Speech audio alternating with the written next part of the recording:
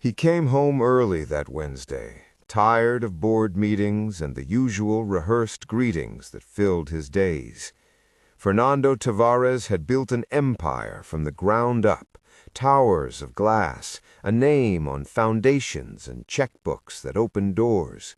Yet on that ordinary afternoon he expected nothing more than the quiet hum of his house, the steady rhythm of staff, the wall of pictures with Marina's smile, and the small, careful silence of his 3-year-old daughter, Sophia, who had stopped speaking the day the world changed.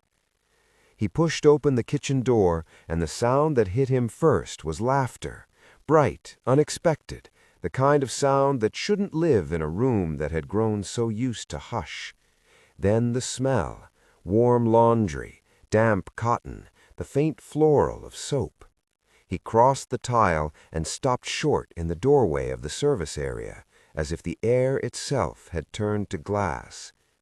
There she was, Julia, a young woman with quick hands and a quieter life, standing at the basin, her sleeves rolled, water beading along her forearms.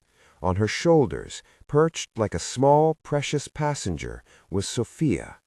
The child clapped as Julia spun a wet shirt by its hem, so it flared like a tiny sail. Sophia's hair fell in soft curls, and for a heartbeat, Fernando felt something that wasn't all business logic, a foreign, dangerous tenderness. He almost collapsed, not because bottles were tipped or because the laundry machine threatened to flood the floor. He almost collapsed because the scene looked reckless in the way grief makes people see danger where there is only care. Marina had always been protective of Sophia's routines. The idea of someone else holding her, waving clothing like a toy, cut him with a memory he hadn't named out loud. "What are you doing?" Fernando's voice came out thin and loud, scraping the room. The laughter stopped. Sophia's hand slipped from Julia's shoulder, and she sat very still, looking at her father as if waiting for a command. Julia turned, soap bubbles caught in the light on her forearms. Her face didn't show fear so much as the quick calculation of someone used to being seen and judged in a single instant. "Mr. Tavares, I was just helping Sophia. She likes the spin." He took a step forward that was more accusation than approach. "You put my daughter on your shoulders while you washed the laundry? Do you know what could have happened?" There were staff at the back. Dona Beatriz, the old housekeeper, with hands that had washed more hands than anyone else in the house. Faces turned. The room narrowed into the shape of a fault line. Julia's voice, when she answered, was honest and small. "She hadn't smiled in months, sir. She laughed and held on. It helped her." Fernando's chest tightened like a fist. He had hired help. He had carefully arranged schedules, choreographers of order to keep the house from cracking. Yet his grief had turned him into a man who mistook tenderness for neglect and love for a breach of duty. The woman he had fired became, in the narrow light of her hallway, a human being with a history. A woman who had cleaned floors and whispered lullabies into the long night, who had once dreamed of being more than a helping hand.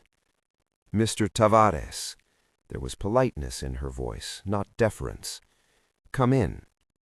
It felt like the first time in a long while that he had to step into a life that did not revolve around his needs.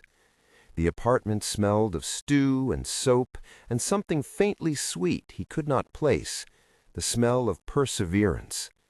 Raphael and Amanda peered around corners like little sentinels, and when Sophia's photograph, folded and tucked into Julia's wallet, came into view, Fernando felt a stab he could not name. "I'm sorry," he said, without stage-managed remorse. It came plain and small. "I was wrong. I should not have treated you that way." Julia's expression did not immediately soften.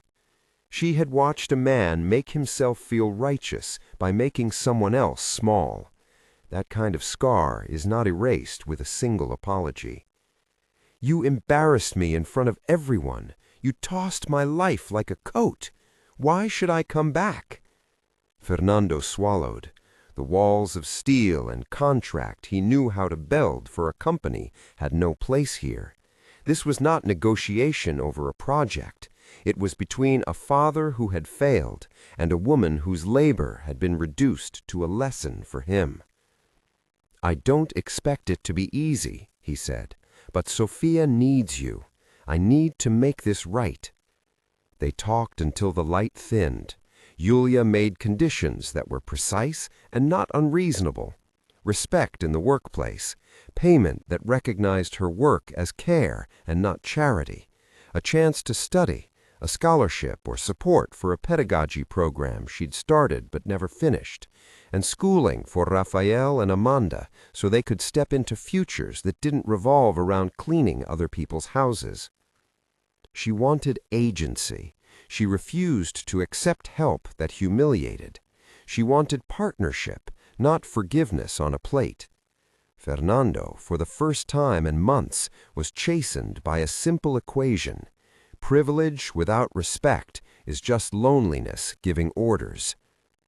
They reached an agreement 2 weeks later. Yulia would return as Sophia's caregiver, not as a maid. Her role would be redefined with a contract, salary reflecting educational support, and clear boundaries that protected her dignity. The house would fund the tuition and ensure Rafael and Amanda were enrolled in quality schools. In return, Yulia would reintroduce the gentle routines that had coaxed laughter from Sophia once before. Games that focused on sound, soft reading, the patient work of a person who believed in rhythm rather than force. The first week after she returned, Yulia didn't try to fix everything. She brought small things, a cloth doll whose dress was sewn from an old t-shirt, songs low and unassuming, a cardboard book of animals with flaps that made Sophia lift her fingers to find the surprises. There was no miraculous disappearance of the silence. There was, instead, repetition and habit, the slow, honest work of teaching a nervous child that the world could be a place of safe sounds again. Fernando learned to be present in ways that had nothing to do with writing checks. He learned to sit with a timer on his phone and resist emails for an hour. He learned to ask instead of assume. His apologies became not rhetoric, but tiny adjustments, a new line in the staff manual that honored staff time off, a change in the titles that no longer relegated caregivers to invisible labor, a scholarship fund earmarked in Julia's name for children from neighborhoods like hers. Months passed, each one an unglamorous stitch. Sophia began to hum before she spoke. Therapy sessions taught her little exercises that made sound less frightening. The speech therapist, patient and careful, a woman named Lena, worked with open palms, offering Fernando a role that was not heroic, but practical. Show up at home and read the same book 3 nights in a row. It sounds inconsequential, but pattern, more than fevered displays, helps rebuild a delicate thing like language. Then, one winter night, the worst kind of test came. Sophia developed a cough that would not ease. It moved inwards, a slow, quiet assault. Hospital lights are their own kind of honest, fluorescent, revealing, and indifferent to money. Fernando sat in a chair too small for his long body and watched the monitors track a fragile life in beeps. Julia was there beside him, not as an employee, but as a presence no policy could fully define. She refused to leave Sophia's bedside, and sometimes, when the machines allowed some respite, she would hum the tune she used to sing while folding laundry. The vigil was raw and true. Nurses moved like constellations around them. At some hour when the city outside held its breath, Fernando spoke to Julia not as the man in charge, but as someone experiencing fear. "If we lose her," he said, voice breaking in the way grief always does when it's close to someone you love, "I don't know how I'll forgive myself." Julia looked at him, the lines around her eyes made of too many long nights. "You can't buy forgiveness, Mr. Tavares," she replied gently, "but you can show up for it. That's how we learn." Sophia's illness lasted weeks. She was treated with medicine and warmth, monitored by physicians who treated the child with skill and the parents with patience. The doctors spoke plainly about risk, about slow recovery, about the importance of therapy afterwards. At no point did anyone promise an overnight miracle. What they did promise was a plan and consistent care. Those long hours at the hospital were a crucible.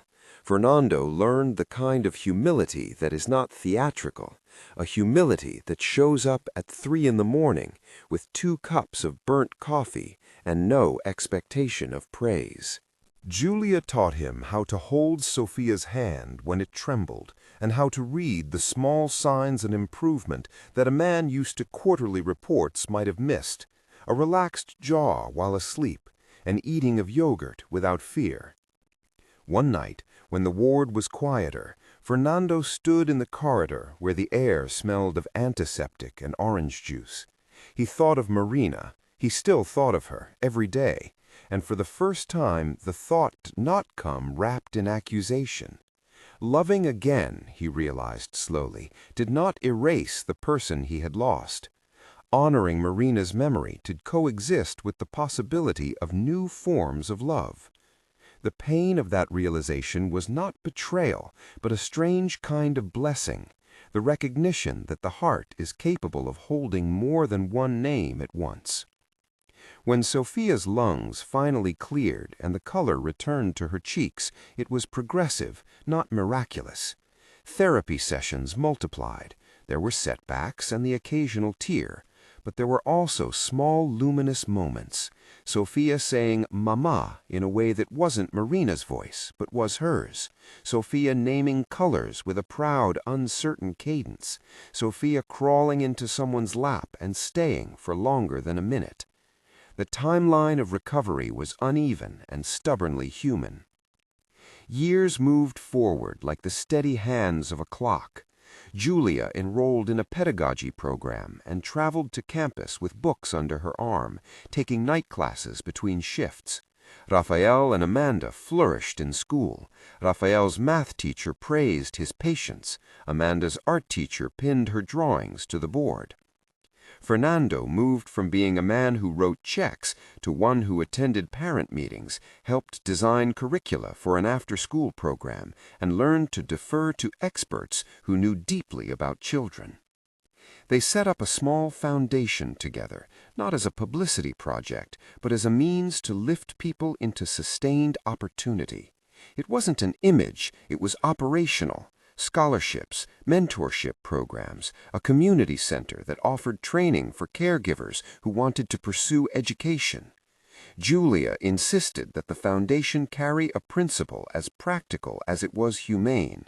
Beneficiaries would be treated as partners, not as recipients.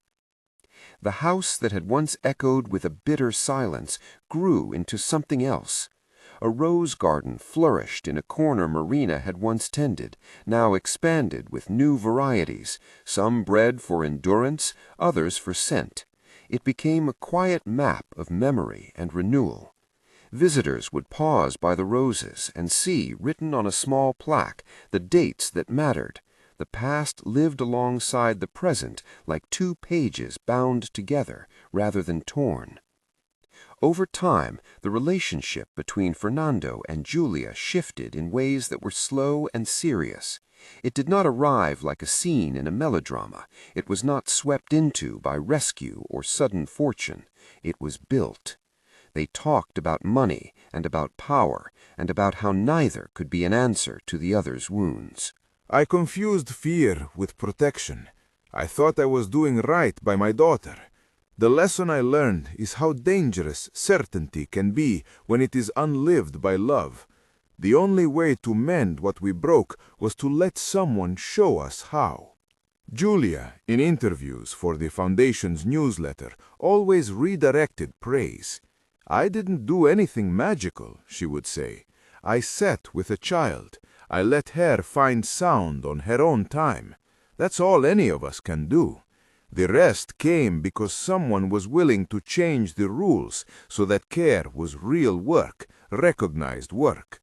On quiet mornings, when the house was only the low sound of a kettle and the breeze through roses, Fernando would sometimes walk the garden and talk to Marina as he had in the years after her death.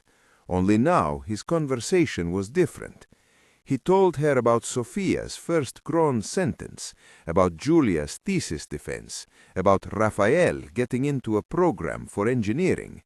He told her without shame that his idea of what it meant to love had changed.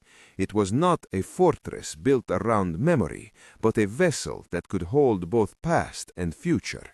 The story that began in a kitchen could have been told as a cautionary tale about wealth and blind pride.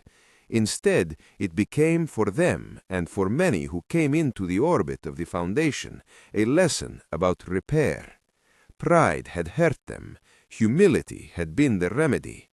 A laundry room, a fired maid, a frightened child, these were the brittle pieces of a puzzle that, when rearranged with care and respect, made a different picture entirely. We are left with small human images. A child's hand finding the cardboard flap of an animal in a book, a woman carrying textbooks with stains of tea, a man locating the courage to apologize and to change. These are not glamorous scenes, and they are not fast. They are patient and ordinary and profound. So, what would you have done if you were Fernando in that doorway the day he came home early? Share where you're watching from and let us know. Would you have held your pride, or would you have bent toward repair? If you want to hear more stories that restore faith in the everyday capacity for change, subscribe and join us for the next one.